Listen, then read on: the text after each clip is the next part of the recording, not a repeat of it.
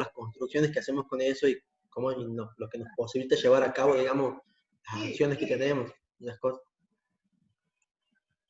Yo creo que sería una interpretación constante de todas las cosas, tanto general como específicas, intrínsecas y extrínsecas. Bien, sí, claro, como una relación entre las cosas. Bien. ¿Alguien más que...? Esa interpretación. Sí, Federico, estabas diciendo algo. No, he dicho que su interpretación, digamos, más que nada. Bien. Hacemos un juicio sobre sobre las cosas que estamos relacionando. Está bien, perfecto. Bien. ¿Alguien más quiere decir algo más o avanzamos? Bueno, avanzamos nomás.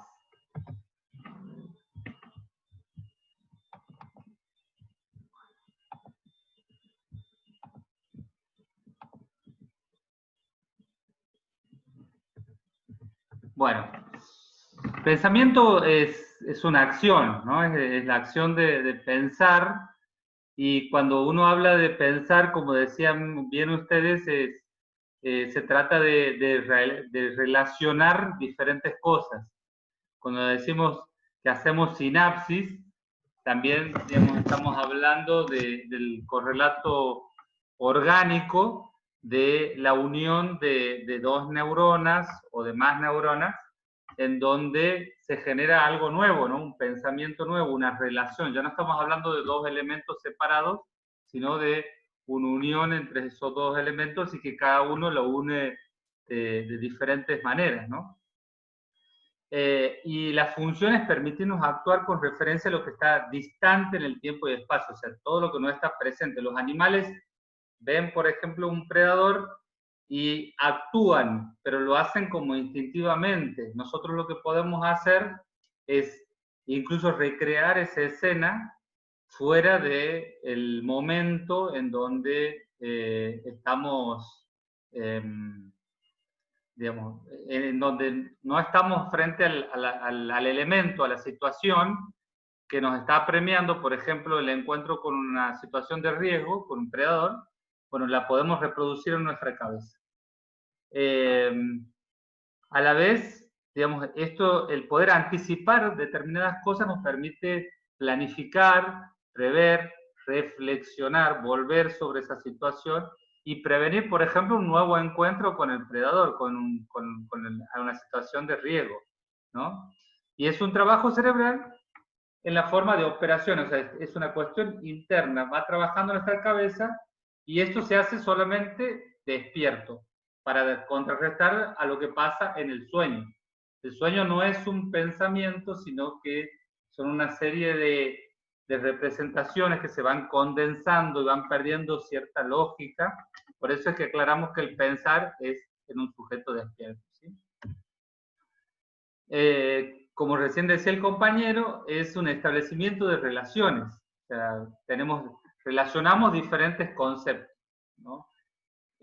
A la cuestión real, material, le damos un nombre, a esos distintos conceptos, a esos distintos elementos, le vamos poniendo, digamos, las vamos relacionando y vamos generando pensamientos, y después en el pensamiento, digamos, la conclusión de ese pensamiento es un juicio que tiende a decir si afirmar algo o a negar algo. Por ejemplo, yo puedo decir, esto es un elemento que tiene determinado peso, tiene determinadas características, tiene hojas, es de papel, por lo cual creo que es un libro. Y la pregunta, el juicio sería, ¿esto es un libro, sí o no? ¿No? Entonces, afirma o niega algo, eso es un juicio. Y el razonamiento es un pensamiento complejo, compuesto de muchos juicios relacionados de cierta manera.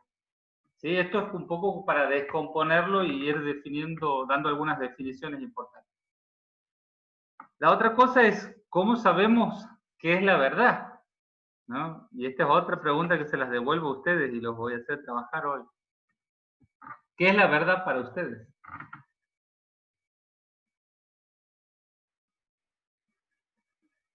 La verdad es lo que realmente es. O sea, ¿Y qué es lo que realmente es? no sé cómo contestar eso, pero no sé. También Al decirlo pensarlo, creo que ya también te responde. No sé si me hago entender. claro, pero también llamarlo lo que realmente es también es una manera, digamos, de llamarlo así, objetivamente, digamos, porque mi verdad no es la misma que tu verdad por ahí. Bien, perfecto. Ese es O un sea que sería una concepto construcción más subjetiva, digamos. tal cual. Eso es, digamos, ya incorporando los conceptos de objetividad y subjetividad. Muy bien, Pablo.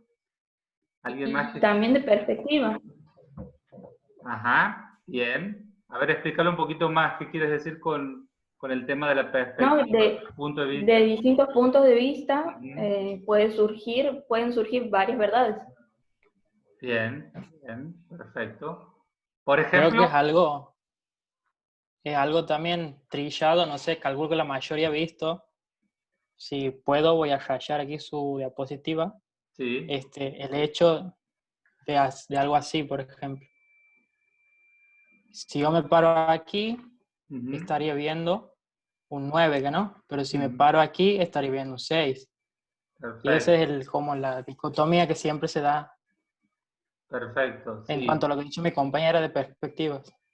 Tal cual, es así. Digamos, depende del punto de vista de donde se lo vea, uno tiene una verdad diferente, ¿no? Muy bien. Eh, bien, ¿alguien quiere No hablar? sé si está borrado ahí. Sí, sí, ya lo borraste, muy bien. Genio, porque yo no sabía cómo sacarlo. Sí. ¿Alguien más quiere decir algo sobre lo que es la verdad?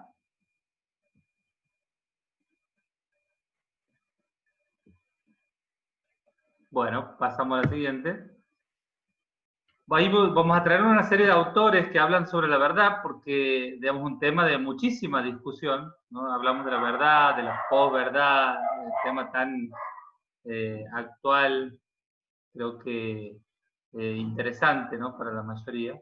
Según Santo Tomás de Aquino, la verdad es la concordancia del pensamiento con el objeto real, ¿no? En un juicio, por ejemplo, lo real es lo evidenciable, y evidencia viene de que se puede ver, ¿no? Que se puede demostrar. Entonces, digamos, lo que decía recién, bueno, la verdad es lo que es. Y bueno, la verdad vendría a ser un poco también lo que es, pero también se puede probar, ¿no? También uno podría decir que la verdad es el consenso o la incapacidad para refutar determinada proposición, ¿no? Según Descartes, que empieza como a plantear justamente esta situación, ¿no? Que dice que para investigar la verdad es preciso dudar en cuanto sea posible de todas las cosas. O sea, empieza a decir, bueno, dudo de todo lo que no puede estar absolutamente seguro, lo pongo en duda. Y esa es la mejor forma de llegar a la verdad última, ¿no? A la verdad verdadera, a la verdad posta. Bueno, después, por qué hablamos de verdad y de certeza de duda? Bueno, porque en psiquiatría, digamos, nosotros para poder analizar ciertos procesos patológicos, tenemos que, es fundamental tener claros estos conceptos, por ejemplo, para definir qué es un delirio, de qué es una creencia, o qué es una, digamos, qué es la realidad y qué es, digamos, cuál es la realidad objetiva y cuál es la realidad propia de la imaginación del paciente, que la puede autoimponer como una realidad presente para todos, pero que en realidad es su propia realidad. Es como un trabalengua y valga la redundancia, pero es un poco una justificación de por qué estamos viendo estos temas, ¿no? Entonces, nosotros tenemos siempre, con cada tema, la posibilidad de estar más cerca de tener la certeza de que una cosa es así y, digamos, y lo opuesto sería tener realmente muchas dudas de que esto es así, digamos. La mayor cantidad de dudas es cuando es 50 y 50. Por ejemplo, yo soy inteligente y bueno, tengo un 50% de posibilidades o de cosas que me hacen pensar que no soy inteligente, y tengo otro 50% de cosas, de argumentos que me están hablando de que no, que yo no sería inteligente, y entonces realmente me entra la duda, ¿no? En los delirios, por ejemplo, hay una incapacidad para poner esta cuestión de la duda, para poder dudar, como dice Descartes, y hay convicciones, ¿no? Hay una certeza que hace que sea difícil sacarlos de ese pensamiento incorrecto, de ese pensamiento que tiene ese error patológico, ¿no? Vos a un delirante, por más que estés horas argumentando de que está equivocado y le das todas las razones, digamos, no lo vas a convencer porque justamente tiene una certeza delirante, ¿no? Tiene digamos, tiene una adhesión a ese pensamiento que parte de una base falsa, que no la vas a, que no, no la vas a rebatir usando la lógica, ¿sí? Bien. Entonces, juicio hemos dicho que es la conclusión que se obtiene al relacionar las ideas. O sea, la conclusión puede ser verdadero o falso. Por ejemplo, algo muy común es decir, bueno, me persiguen. Digamos, yo llego a la conclusión después de un razonamiento que a mí me persiguen, ¿no? Pero no hay otra alternativa. Vos llegas a, ¿te persiguen o no te persiguen? ¿Sí? Entonces, esto en los pacientes delirantes, por ejemplo, está desviado porque, digamos, de alguna forma buscan, digamos, usar hechos de la realidad y lo ponen como que lo interpretan como que sí, que estos hechos tienen que ver con mi creencia delirante. Por ejemplo, alguien ha apagado la luz, eso quiere decir que enseguida van a venir a buscarme porque me están siguiendo, ¿sí? Cuando otro puede decir, no, mira, han apagado la luz porque se cortó la luz, porque cortó el cable, digamos, y buscar otra situación que no sea la real, digamos. Entonces, para valorar el juicio, que es otra función psíquica, nosotros podemos decir que es un juicio insuficiente cuando tiene la dificultad para hacer síntesis mentales, o sea, para llegar a conclusiones por falta de desarrollo de esa capacidad. Esto se da por la falta de desarrollo de la capacidad de juicio, se da, por ejemplo, en los pacientes con debilidad mental, con retraso mental, ¿sí? O sea, nunca han adquirido la capacidad suficiente para hacer un juicio normal. Debilitado, le decimos, cuando el juicio está debilitado, es cuando, por ejemplo, en los pacientes con Alzheimer, han sido personas muy productivas e inteligentes, pero en algún momento han tenido, digamos, un envejecimiento neuronal o tal vez un ACV o un tumor, y el juicio, su capacidad cognitiva ha sido disminuida y alterada, por lo cual, digamos, han perdido la capacidad de juicio y por eso, o se ha debilitado la capacidad de juicio, con lo cual decimos que el juicio está debilitado.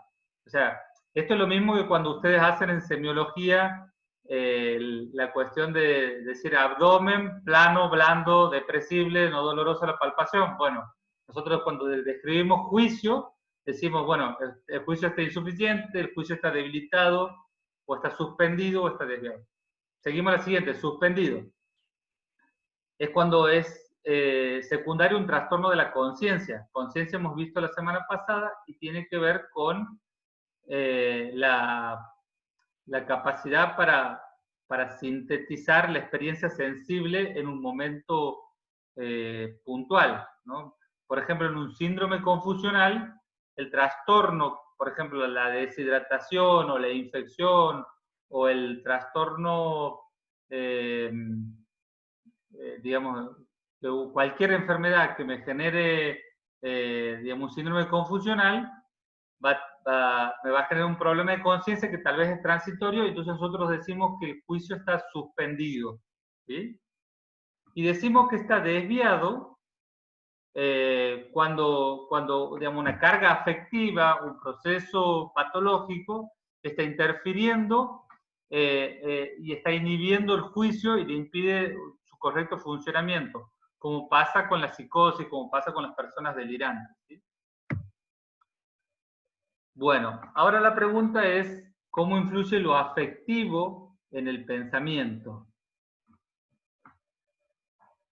Esa, digamos, es una pregunta para ustedes y bueno, para que vayamos reflexionando y que no hable yo como el loro, sino que lo vayamos pensando entre todos.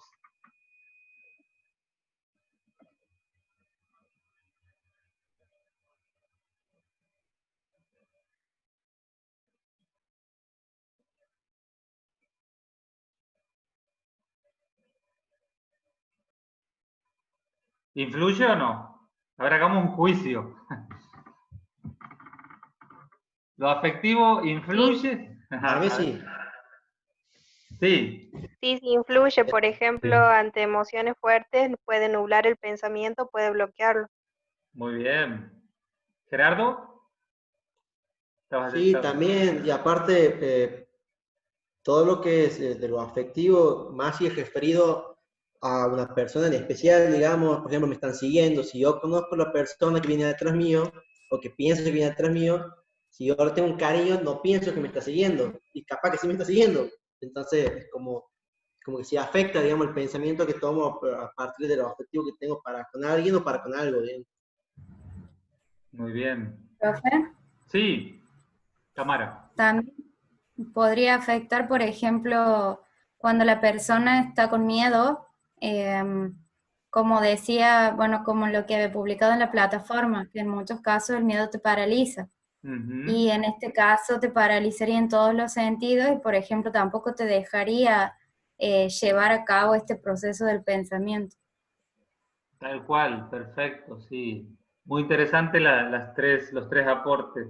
¿Alguien más quiere hablar sobre cómo lo afectivo afecta sobre lo que pensamos? ¿Alguna experiencia personal, por ejemplo? O sea, yo pienso que, bueno, lo afectivo en gran parte deriva de las experiencias y las experiencias mismas también actúan como factores para el pensamiento, tanto lo afectivo como la experiencia y muchos factores más que son personales y que de cierta manera van a influir en el pensamiento y es por eso que cada pensamiento en cada persona es particular. Bien. Sí, tal cual. Uy, ya estamos terminando. Tampoco quiere decir que un sentimiento afectivo nuble la visión, muchas veces agudiza y nos permite pensar mejor. Bien, perfecto, sí, porque por ejemplo, cuando uno quiere recibirse y es su sueño recibirse, bueno, va a pensar más en todas las cosas que tiene que hacer y va a tener más voluntad para hacer todo lo que hay que hacer para poder lograr el objetivo, ¿no? Entonces, lo afectivo tiende a ser también como si fuera una nafta, un movilizador, un dinamizador del pensamiento, ¿no? También es como dice Tamara, lo afectivo puede paralizar el pensamiento o por lo menos bloquear el pensamiento y hacernos hacer cosas que no haríamos en el momento que uno está tranquilo, ¿no? Cuando uno, por ejemplo, tiene que tomar una decisión importante, como por ejemplo vender la moto. Si uno tiene que vender la moto porque porque un ser querido está enfermo, entonces la queremos vender ya, mañana. Y no podemos esperar un buen comprador, sino que la tenemos que vender muy barata porque estamos desesperados, ¿no? Entonces, esa cuestión afectiva, la cuestión de la desesperación, condiciona mis decisiones y no voy a tomar la mejor decisión cuando estoy desesperado. Generalmente la calidad de las decisiones cuando uno está desesperado baja y uno vende la casa barato. En vez de hacer un buen negocio, hacemos un mal negocio. ¿Se entiende? Bien. Profe. Sí. Pero no, pasaría lo contrario también en casos, por ejemplo, bueno, en el que estemos atravesando justo, digamos, estemos atravesando una situación y tengamos muchas emociones en ese momento, pero que a su vez, digamos, esas emociones o ese objetivo que quiero lograr permite que la persona, o nos permite a nosotros, como agilizar mucho el pensamiento para lograr ese objetivo, para actuar. Por ejemplo, cuando nos enfermamos, se enferma el ser querido, es como que también los pensamientos, digamos, fluyen más rápidamente y podemos, digamos, saber cómo actuar en ese momento. No sé, yo también lo siento que puede ser de esa manera. Claro, exactamente. Cintia, ¿verdad está hablando Cintia? ¿Estabas hablando vos? Sí, bien. Exactamente, Cintia. Lo afectivo es, de nuevo, un dinamizador, es, como decimos, una nafta y a la vez es como que lo afectivo influye sobre la memoria. Por eso los pedagogos siempre dicen que uno tiene que enseñar con las emociones. Uno se tiene que sentir de una determinada forma y eso graba más la información que uno quiere transmitir. Si es que uno puede darle, digamos, ese toque afectivo a la clase o a la propaganda, ¿no? Cuando uno quiere vender un producto, generalmente los creativos que hacen esta función, lo que hacen es apelar a las emociones. No solamente, por ejemplo, te quieren vender un auto, entonces apelan a que va a la playa, a que conoce una chica o a un chico, y entonces va apelando a cuestiones afectivas y también a cuestiones de supervivencia, ¿no? Que tienen que ver con, por ejemplo, lo que decíamos recién, el miedo. Muchas veces uno compra cosas, ya sea, digamos, elementos como la ropa, como los vehículos, y los hace más que por necesidad, lo hace porque no quiere quedar afuera de determinado grupo social, o siente que, digamos, la propaganda de alguna forma lo que te mete en la cabeza es que si no tienes esto, digamos, vas a ser infeliz, o que vas a ser desplazado, o que no te vas a poder aparear, digamos, con una pareja, ¿no? Entonces, todo lo que usa las emociones genera una impresión más profunda que si solamente usamos la lógica. La lógica es como la memoria RAM de la computadora, se borra al poquito tiempo. Lo afectivo sería... Sí. Gastón. Sí, Dani, adelante.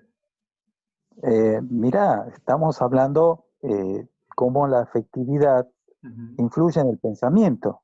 Exacto. ¿Sí? Y me gustaría preguntarle a nuestros alumnos qué piensa del estado de enamoramiento. ¿Cómo es el comportamiento de una persona estando enamorada?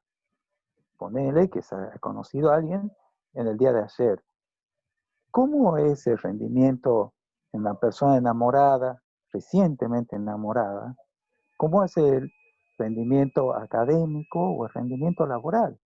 O el comportamiento con su propia familia. Me gustaría preguntarle cómo influye en ese caso la afectividad en el pensamiento. A ver qué dicen los chicos. Excelente, Dani. ¿Qué opinan, muchachos, muchachas?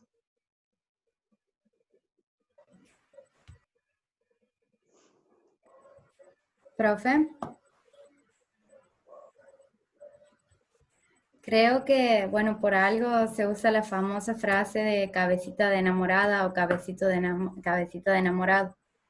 Me parece que influye porque bueno, si es tan reciente, es como que, bueno, puede suceder eso de que ocupa mucho lugar, digamos, en nuestra cabeza, en nuestros pensamientos y bueno, es algo también, es un sentimiento, es algo afectivo que, como todo lo demás, va a influir en todas nuestras actividades que nos desarrollamos. Bien, ahora me escuchan. Supongamos que el chico que a usted le gusta o la chica que le guste, justamente ayer o hace un día este fin de semana, justamente lo llamó por teléfono, habló, contactó con ustedes. Ahora, la pregunta es, ¿ustedes van a rendir académicamente de la misma manera que si ese hecho no hubiera ocurrido? Sí, creo. Es decir, ¿tu rendimiento no se va a ver afectado o sí se va a ver afectado? No, no sé. No, Creo que o sea, vos vas a seguir haciendo las mismas actividades, viendo a tus amigos.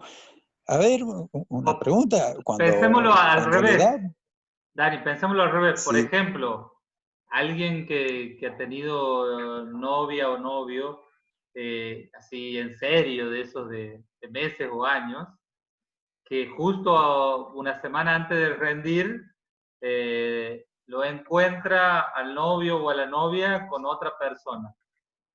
Eso va a afectar, por ejemplo, académicamente, tu forma de rendir. ¿Vos crees que eso va a tener algún impacto? Para mí sí influye, profe. ¿De qué manera?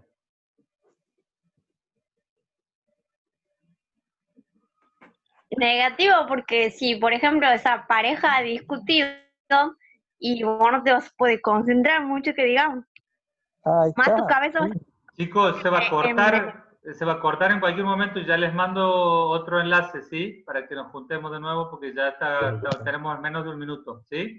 Sí, se profe. Dale, ahí cortamos y volvemos a empezar. Vayan pensando en la respuesta.